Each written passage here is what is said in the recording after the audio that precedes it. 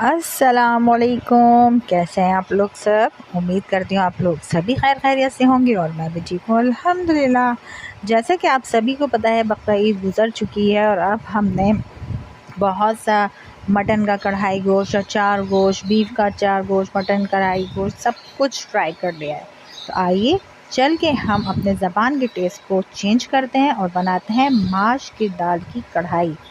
तो जी हाँ, पहली बार ही सुना होगा आपने। बहुत ज़बरदस्त भुनी हुई दाल है, ढाबे स्टाइल है।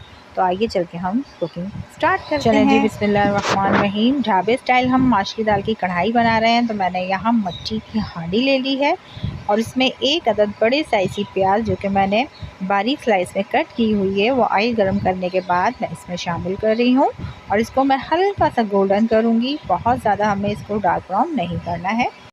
अच्छा, ये देखिए जी, यहाँ पे हमारी बिल्कुल लाइट सी गोल्डन सी होने लगी है प्याज। अब हम इस पॉइंट पे इसमें 4-6 काली मिर्च, लौंग और सफ़ेद ज़ीरा 1 टीस्पून, 1 टीस्पून हल्दी और 1 टेबलस्पून मैं इसमें कुटी मिर्च ऐड कर रही हूँ।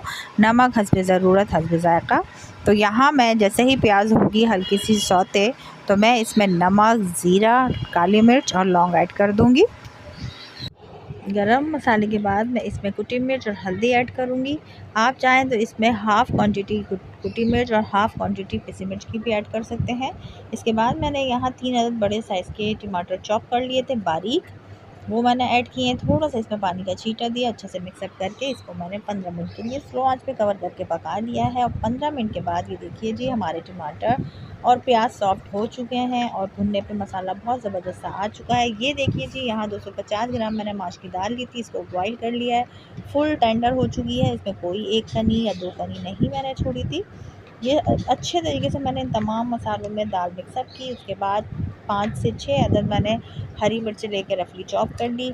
2 टेबलस्पून मैंने हरा धनिया ऐड किया। इसको अच्छे तरीके से मैं दाल में मिक्सअप करूँगी और इसको कवर करके अगेन मैं इसमें 5 से 7 मिनट के लिए दम लगाऊंगी।